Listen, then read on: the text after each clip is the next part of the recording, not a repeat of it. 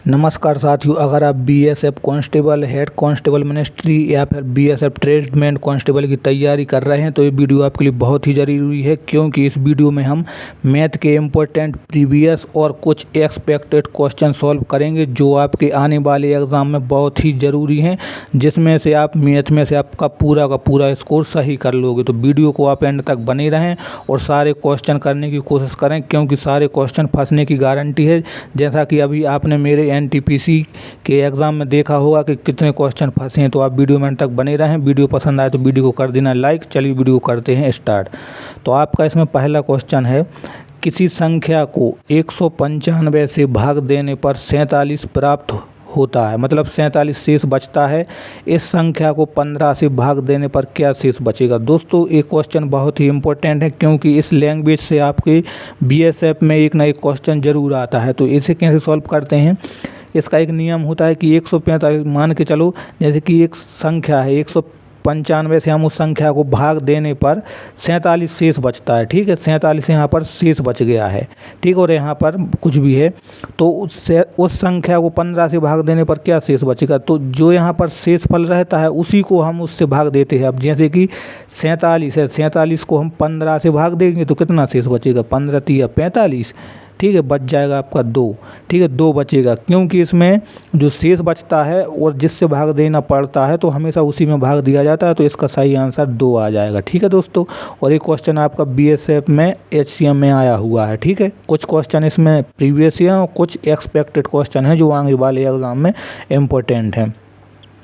Next question देखते हैं, दो संख्याओं का मासा 23 है मासापा। ठीक है, और लासापा के गुणनखंड 13 और 14 हैं। उन दोनों संख्याओं में बड़ी संख्या ज्ञात कीजिए। तो दोस्तों इसमें क्या दिया गया है, हमें संख्याओं का एचसीएफ दिया गया है। ठीक है, एचसीएफ कितना है 23, और संख्या की जो कि संख्या का एलसीएम पूरा नहीं दिया गया है, संख्या के गुणनखंड दिए गए हैं एलसीएम के।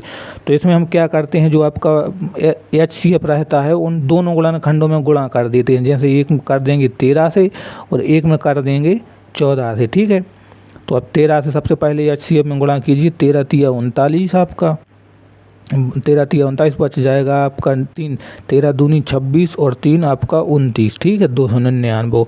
और यहाँ पर है 14 का कर देंगे, 14 तिया 42 की आपकी 2 आ जाएंगी, बच जाएगा आपका 4, 14 दूनी 28 और 4 32। ठीक है, दोनों आ गई संख्याएँ, दोनों संख्याएं आ गई।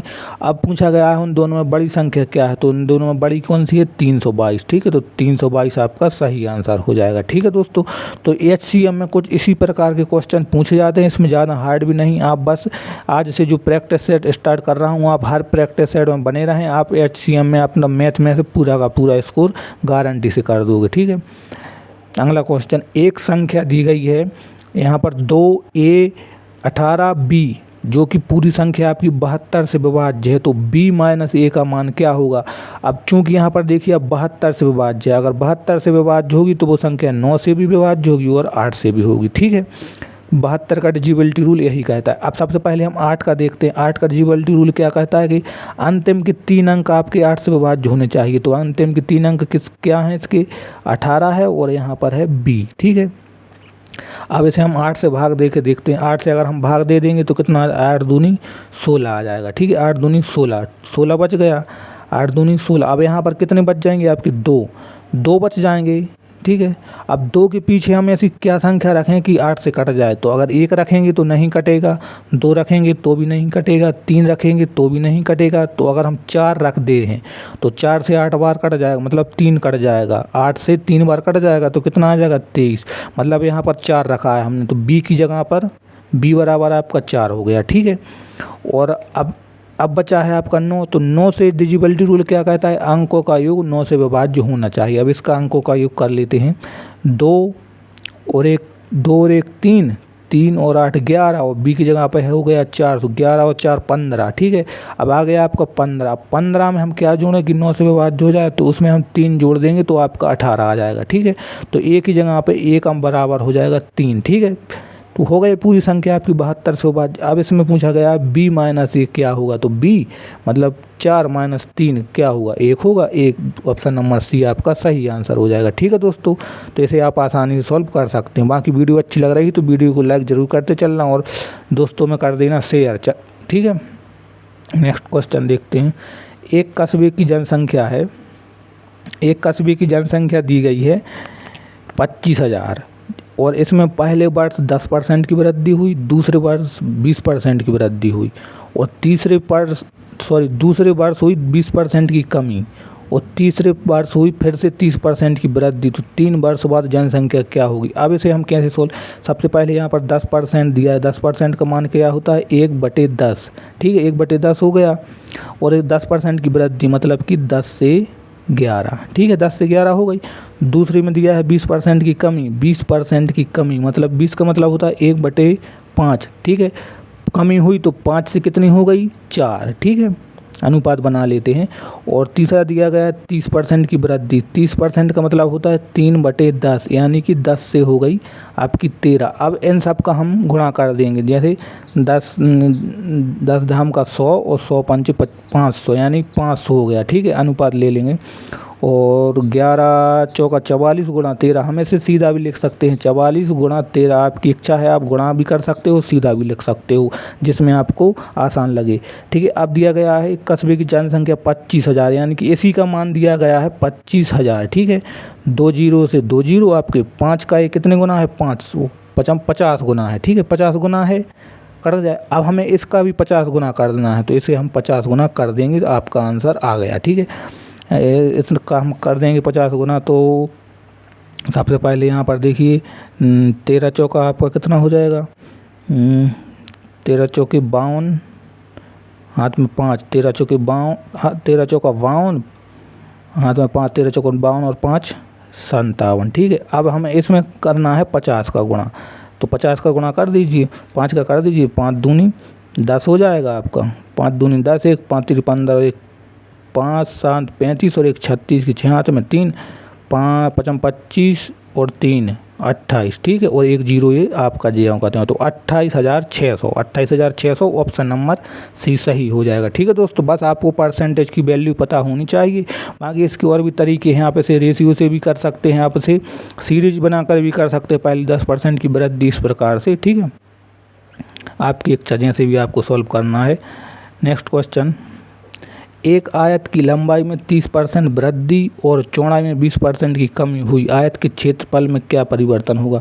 दोस्तों, आयत का एक नियम कहता है कि आयत के जो भी उसकी भुजाओं में वृद्धि होगी, ठीक है, या जो भी उसकी लंबाई या चौड़ाई में वृद्धि होगी वही उसके क्षेत्रफल में। ठीक है, तो अब यहाँ पर देखिए, इसे हम सिंपल सक्सेसिव से भी सॉल्व कर सकते हैं। जैसे कि सक्सेसिव क्या कहता है? x + y + xy अपॉन में 100। ठीक है, तो यहाँ पर 30% की वृद्धि हुई, फिर 20% की कमी हुई, प्लस माइनस माइनस, और यहाँ पर कितना हो गया? 30 गुणा 20 अपॉन में 100। ठीक है, 1 जीरो से 1 जीरो, 1 जीरो से 1 जीरो। अब 20 और 3 दूनी 6, 30 माइनस में माइनस माइनस हो जाएगा। ठीक है, जुड़ जाएंगे आपके माइनस, 20 और 6 26, 20 और 3 दूनी 6 26। ठीक है, 30 में से 26 गया, 4% की उसमें वृद्धि हो जाएगी, 4% की वृद्धि। ठीक है दोस्तों, नेक्स्ट क्वेश्चन देखते हैं। 23 और 138 का तीसरा अनुपाती क्या होगा? दोस्तों, ये क्वेश्चन बहुत ही इम्पोर्टेंट है, क्योंकि ये क्वेश्चन हर एग्ज़ाम में आता है। अभी आपने देखा होगा कि मैंने जो एनटीपीसी के रियल क्वेश्चन सॉल्व कराए थे और उनमें से बहुत से क्वेश्चन फंसे भी हैं। आप मेरे चैनल पर जाकर देख सकते हैं, अगर आपने एनटीपीसी का एग्ज़ाम दिया है, और वहाँ पर आप कमेंट भी पढ़ सकते हैं। ठीक है, तो अब इसका जो फार्मूला होता है तीसरा अनुपात, इसका फार्मूला होता है C बराबर होता है जो आपका B² A। ठीक है, B² मतलब 138 गुणा 138। आप सीधा स्क्वायर मत निकालने जाना, वरना आप फंस जाओगे उसमें। ठीक है, क्योंकि स्क्वायर निकाल लोगे तो 138 बहुत बड़ी संख्या है, इसका स्क्वायर निकालने में आपका टाइम बर्बाद होगा। आप इसे ऐसा भी लिख सकते हो, क्योंकि इसे काटने में आसानी हो जाती है। 23 से कट जाएगा 6 बार। ठीक है, और 6 का हम 138 में गुणा कर देंगे, आपका आंसर आ जाएगा 6 8 48, 4 6 3 18 और 4 22, बच गए आपके 2, 6 कम 6 और 2 8, 828 आपका इसमें सही आंसर हो जाएगा। ठीक है दोस्तों, तो आप इस प्रकार आसानी से सॉल्व कर सकते हो। इसी प्रकार के इजी क्वेश्चन भी आते हैं, ज़्यादा हार्ड नहीं आते हैं। अभी और क्वेश्चन देखते हैं। अगला क्वेश्चन देखते हैं। दुकानदार एक साइकिल पर 10% छूट देता है। यदि वह इसे 12% छूट देता तो 69 रुपये कम लाभ होता। साइकिल का अंकित मूल्य ज्ञात कीजिए। अब हमें इसमें दिया गया है, छूट दी गई है और अंकित मूल्य ज्ञात करना है। तो इसे हम सबसे माना अंकित मूल्य मान लेते हैं हम 100 रुपया, ठीक है। और इसे सब एक दो छूट दी गई है। एक छूट दी गई है 10% की, अगर हम 100 में से 10% की छूट देंगे 90 में बिकेगा। और दूसरी छूट दी गई है 12%, तो इसमें बिकेगा 88 में, ठीक है। और क्या हुआ, अगर 12% की छूट देता तो 69 रुपये कम लाभ होता। अब यहाँ पर देखिए कितना कम हुआ है, 2 रुपया कम हुआ है कि नहीं, 2 रुपया कम हुआ है। और ये बोल रहा है 79, ठीक है। तो 79 मतलब 2 की वैल्यू दी गई है 79, 1 की वैल्यू आ जाएगी आपकी 2 से कट जाएगा आपको कितनी बार, मतलब कि कितनी बार कट जाएगा 39.5, मतलब कि 69, 2 3 6 बच गया, 1 2 9 18, 2 5 39.5 बार, ठीक है। अब क्या पूछा गया, अंकित मूल्य ज्ञात करना है, मतलब हमें 100 की वैल्यू ज्ञात करनी है। तो बस इसमें कुछ नहीं, सीधा हमें 100 का गुणा कर देना है, आपका आंसर आ जाएगा 39.50, ठीक है। सही आपका आंसर आ जाएगा ऑप्शन नंबर बी में, ठीक है दोस्तों। तो इसमें हम बस अंकित मूल्य को 100 रुपया मान लेते हैं। जो छूट दी गई है वो हम रख देते हैं, जितना कम है उसका मान दिया जाएगा, क्योंकि इस क्वेश्चन इसी प्रकार के आते हैं। नेक्स्ट क्वेश्चन आपका एवरेज से है, ठीक है दोस्तों। तो इसमें कुछ ऐसी संख्याएं दे दी जाती हैं, और एवरेज का मतलब आपको पता होगा औसत का, कि संख्याओं का योग बटे संख्याओं की कुल संख्या, ठीक है।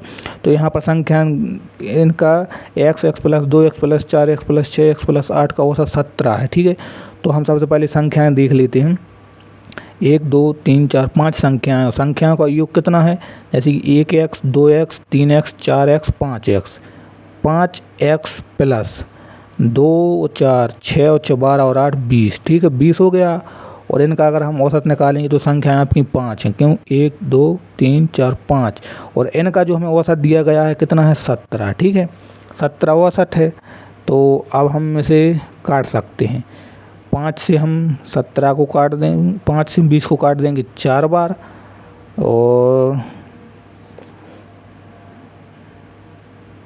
ऐसा हो जाएगा।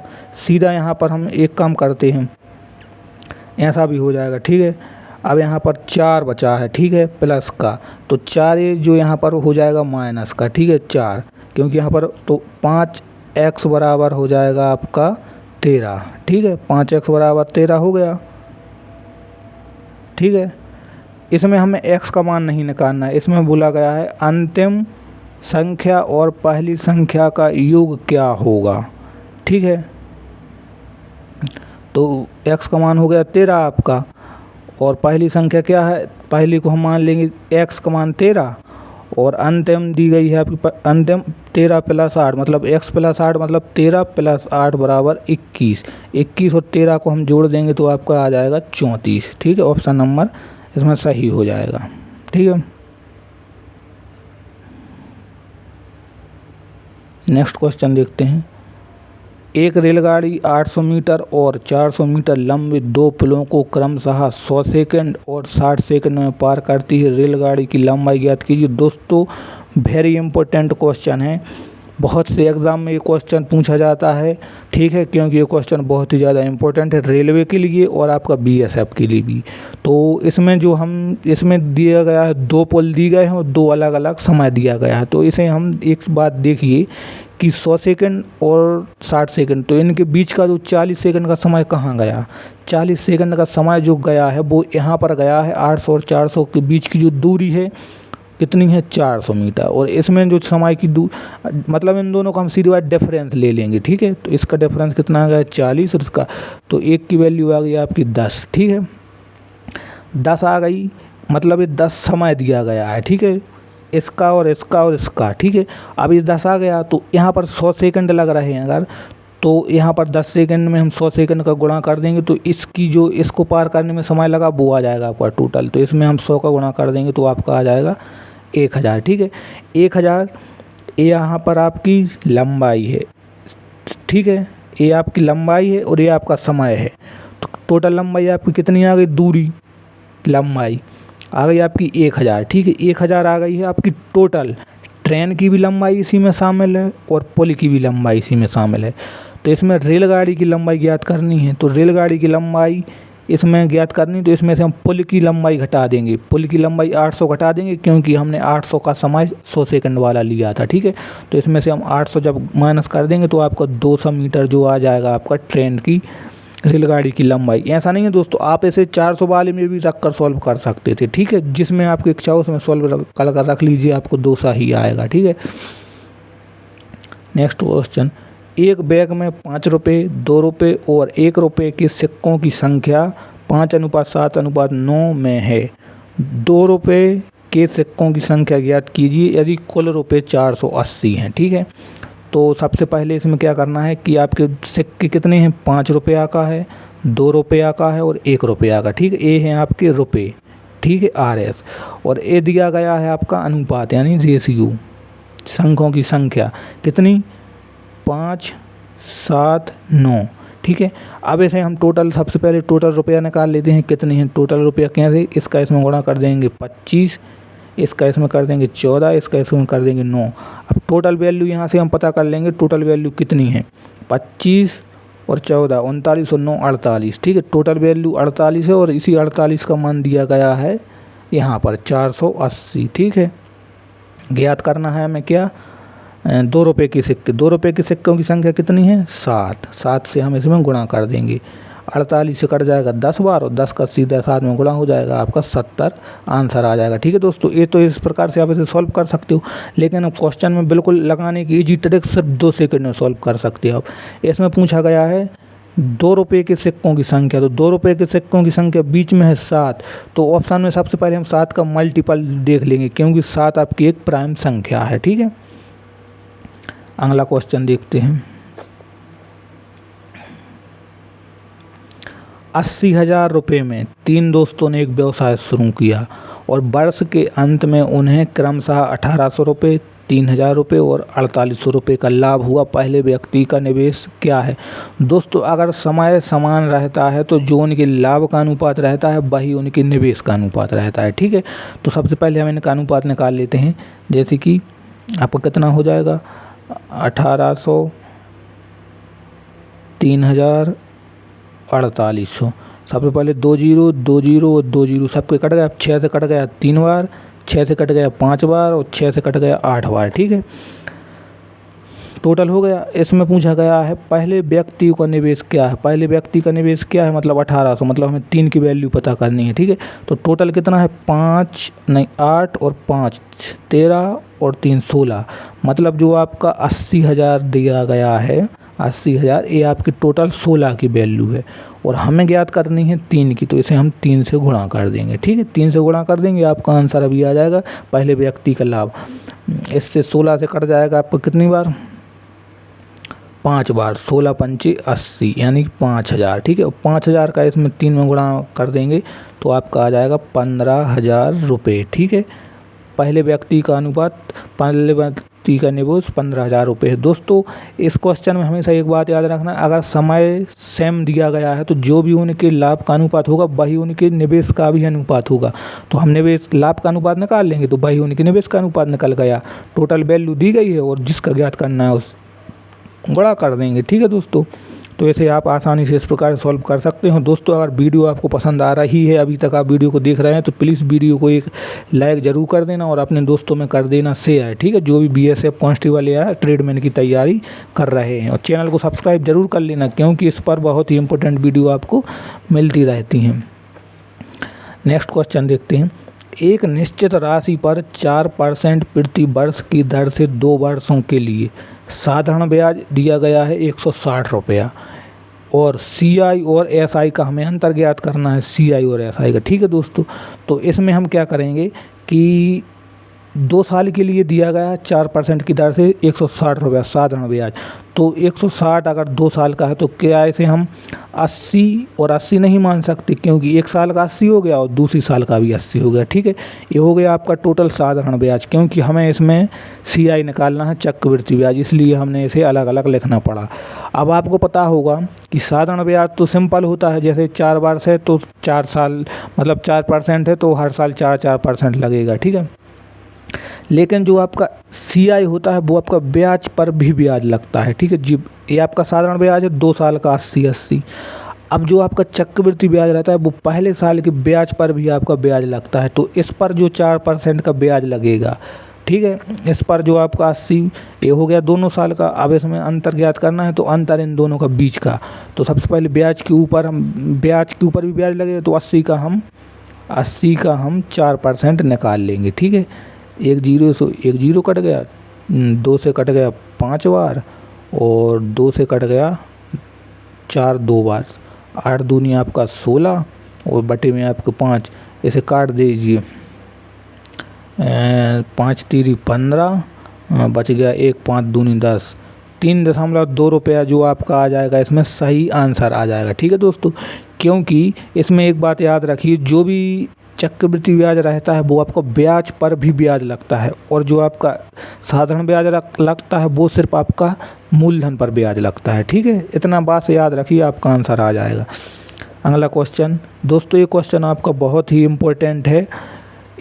21 मजदूर 1400 खंबे 15 दिन में बनाते हैं, 800 खंबे 20 दिन में लगाने के लिए कितने मजदूर लगेंगे? तो दोस्तों ये आपका जो आपका टाइम एंड वर्क का वो फॉर्मूला होता है M1 D1 H1 अपॉन में आपका W1, मतलब कि महिला दिन घंटा, मतलब जो भी मतलब मैन आदमी, मतलब कितने आदमी हैं, कितने दिन काम किया, कितने घंटे काम किया, टोटल यहाँ पर कितना काम किया, बराबर में तो इसके बराबर में होता है M2 D2 H2 अपॉन में W2। ठीक है, अगर यहाँ पर इससे 2 वाला भी कर सकते हैं, 3 वाला भी कर सकते हैं, क्योंकि हमें इसमें 2 वाला दिया गया है तो आराम से इसमें हम वैल्यू पुट कर दीजिए अकेली। 21 मजदूर हैं और दिन, यानी दिन कितने लगेंगे 15, और टोटल जो वर्क है, टोटल वर्क ए वाला है दोस्तों 1400 वाला। ठीक है, 1400 खंबे बनाने हैं और हमें ज्ञात क्या करना है 800 खंबे, मतलब कि 800 खंबे हमें ज्ञात करने हैं 20 दिन में। 20 दिन में हमें क्या लगाने के लिए मजदूर को हम मान लेते हैं M। ठीक है, M का मान हमें ज्ञात करना है, सीधा इसे बस आप काट पीट मचा लीजिए। 2 जीरो से 2 जीरो आपका कट गया, 7 से कट जाएगा 2 बार, 7 से कट जाएगा 3 बार। ठीक है, और 4 से कट जाएगा आपका 5 बार और 4 से कट जाएगा आपका 2 बार। इस 2 से ये 2 को काट दीजिए और 5 से काट दीजिए 15 को 3 बार। अब यहाँ पर क्या बचा, यहाँ पर बचा 3 गुणा 3 बराबर, यहाँ पर बचा आपका M, मतलब 9, M बराबर आपका 9 आ जाएगा सही आंसर, मतलब 9 मजदूर और लगेंगे 800 खंबे 20 दिन में लगाने के लिए। बस आपको ये वाला फार्मूला याद रख लेना है, M1 D1 H1 अपॉन में W1। इससे आप 2 वाले को भी सॉल्व कर सकते हैं अगर यहाँ पर 2, ठीक है, और इससे आप 3 वाले को भी, इसमें दिन दिया अगर उसमें घंटे भी दिया होता तो आप वो भी इससे सॉल्व कर सकते थे आसानी से। ठीक है, अगला क्वेश्चन, A और B एक काम को 12 दिन में, B और C मिलकर 15 दिन में, C और A मिलकर 20 दिन में समाप्त करते हैं, C अकेला। दोस्तों ये क्वेश्चन वेरी इम्पोर्टेंट है, क्योंकि इस क्वेश्चन का A वाला पैटर्न हर एग्ज़ाम में पूछा जाता है। ठीक है, तीनों लोग दे दिए जाते हैं, तीनों की अलग अलग कार्य क्षमता दी जाती है, मिलाकर उससे एक आप पूछ ले जाता है अकेला। तो इसमें देखिए A प्लस B हम मान लेते हैं, A प्लस B कितने दिन में 12 दिन में, B प्लस C कितने दिन में 15 दिन में, और C प्लस A कितने दिन में 20 दिन में। ठीक है, तीनों दिया गया। अब इन सब ये तो आप लोगों को रटा ही होगा, इनका हमें कुछ नहीं करना पता। इनका LCM ले लीजिए 60, 12 पंचे 60, 15 चौका 60 और 20 तिया 60। ठीक है, अब यहाँ पर एक चीज़ देखिए, यहाँ पर कि यहाँ पर 2 A हैं, 2 B हैं, 2 C हैं, तो 2 को हम ले लेंगे कॉमन, और यहाँ पर A plus B plus C, और इन सब का जोड़ ले लेंगे 5 और 4 9 और 3 12। ठीक है, अब इस 2 12 से आप 2 से 12 कट जाएगा तो A प्लस बी प्लस सी बराबर 2 से हम 12 को काट देंगे 6 बार, तो कितना आ जाएगा 6। अब इसमें पूछा गया सी अकेला कितने दिन में करेगा, तो यहाँ पर देखिए इसका मान रख दीजिए ए और बी की जो एफिशिएंसी है मतलब कार्य क्षमता कितनी है 5, तो ए और बी की कितनी है 5 प्लस सी बराबर 6, प्लस का है सी बराबर 6 माइनस 5 बराबर 1 आ जाएगा। ठीक है, एक दिन में करेगा, और एक दिन में करेगा तो एक दिन का काम कितना है टोटल 60, मतलब 60 दिन में इसका सही आंसर हो जाएगा। ठीक है दोस्तों, ऐसे आप आसानी से इस प्रकार से सॉल्व कर सकते हैं। ठीक है, अगला क्वेश्चन, यदि x प्लस 1/x बराबर 2 है और x वास्तविक है तो x के पावर 18 प्लस x/x की पावर 19 का मान क्या होगा। दोस्तों यहाँ पर एक बात हमेशा, अगर इसमें x प्लस x/2 अगर 2 दिया गया है तो यहाँ पर एक बात हमेशा याद रखना कि x का मान उन्होंने 1 रखा है, क्योंकि 1 प्लस 1/1 बराबर, अब इसे जोड़ देंगे तो कितना आ जाएगा 2 आ जाएगा आपका, मतलब x की जगह पर कितना रखा है 1, बस अगर 2 है तो, अगर इस बराबर में 2 है तो हमेशा x का मान 1 होगा। अब इसमें देखिए आप 1 की पावर कितनी ही लगा दीजिए, 1 2 3 18 20 100 200 1000 5000, 1 की पावर आप कितना भी लगा दीजिए उसका मान हमेशा 1 ही रहता है। तो अब यहाँ पर एक मतलब 1 के ऊपर आप 18 की पावर लगा दीजिए प्लस 1/1 के ऊपर 19 की पावर, तो वही आएगा 1 प्लस 1/1 बराबर आपका 2 आ जाएगा, जो आपका सही आंसर हो जाएगा। ठीक है दोस्तों, तो हमेशा एक बात याद रखना, अगर 2 है तो x का मान 1 ही रखा जाएगा। ठीक है, एक क्वेश्चन देखिए दोस्तों, इसी क्वेश्चन को मैं आप मोस्ट इम्पोर्टेंट बोल सकते हैं, क्योंकि ये क्वेश्चन है जो आपका परीक्षा अंक वाला इतना इम्पोर्टेंट है। आप UPSI, railway, group D, SSC किसी में भी देख लीजिए क्वेश्चन आपका आता ही आता है, क्योंकि बहुत ही इम्पोर्टेंट क्वेश्चन है। तो इसे हम कैसे सॉल्व करेंगे, एक बार इसे सॉल्व करने का आप टेक्निक देख लीजिए। एक परीक्षा में उत्तीर्ण होने के लिए 40% अंक अनिवार्य है। ठीक है, 40%, इसे याद रखिए। एक छात्र ने 220 अंक प्राप्त किए और 20 अंक से उत्तीर्ण हो गया। 20 अंक से मतलब 220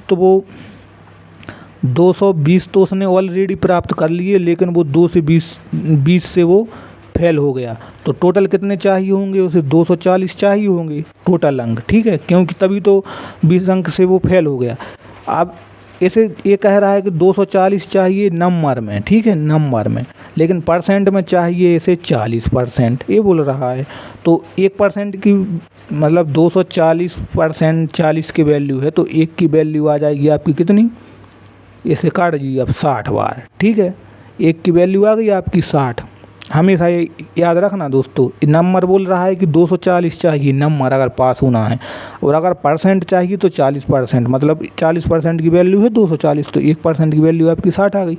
और उसने बोला है कि परीक्षा के लिए अधिकतम अंक कितने थे, तो एक बात हमेशा याद रखिए, हर एग्ज़ाम के लिए अधिकतम अंक कितने होते हैं 100। ठीक है, 100 अंक का एग्ज़ाम होता है। तो जब 1 की वैल्यू 60, तो 1 की वैल्यू 60 है, 60 नहीं 6 है, 6 क्योंकि 40 से 240 काटेंगे 6 बार, तो 100 की वैल्यू ज्ञात करनी है, 100 में आप 6 से गुणा कर दीजिए, आपका आंसर आ जाएगा 600 नंबर अधिकतम अंक। ठीक है दोस्तों, इसका सही आंसर हो जाएगा 600। ठीक है दोस्तों, तो एक कुछ ऐसे इंपॉर्टेंट क्वेश्चन थे जो आपके जिसमें आपको बीएसएफ के लिए, बीएसएफ कांस्टेबल को और ट्रेडमैन के लिए बहुत ही ज़्यादा इंपॉर्टेंट क्वेश्चन थे। और आगे आपका जो भी एग्ज़ाम होगा तो उनके लिए बस अभी प्रैक्टिस जो मैं स्टार्ट करने रहा हूँ, आप उन सब प्रैक्टिस को देख लीजिए, आप गारंटी से मैथ में से आपका पूरा का पूरा स्कोर करके आओगे। ठीक है दोस्तों, बाकी आपको वीडियो अच्छी लगी तो वीडियो को कर देना एक लाइक, ठीक है, और अपने दोस्तों में कर देना शेयर। ठीक है, और चैनल को भी कर लेना सब्सक्राइब। और अगर आपको यकीन नहीं है तो आप मेरी पिछली वीडियो देख सकते हैं। पिछली वीडियो में मैंने जो अभी आपका एनटीपीसी 12th लेवल का एग्ज़ाम हुआ है उसमें मैंने जितने भी क्वेश्चन कराए हैं सारे के सारे क्वेश्चन रियल थे, और उन्हीं क्वेश्चन को स्टूडेंट देख कर गए हैं, तो उनमें से कम 10 से 15 या 20 क्वेश्चन गारंटी से फंसे हैं। ठीक है दोस्तों, तो इसलिए मैं बोल रहा हूँ कि सारे क्वेश्चन इंपॉर्टेंट हैं। तो ठीक है दोस्तों, चैनल को आप सब्सक्राइब करके जरूर रख लीजिए, ऐसी इंपॉर्टेंट वीडियो इस चैनल पर मिलती रहती हैं। मिलते हैं नेक्स्ट वीडियो, तब तक के लिए जय हिंद।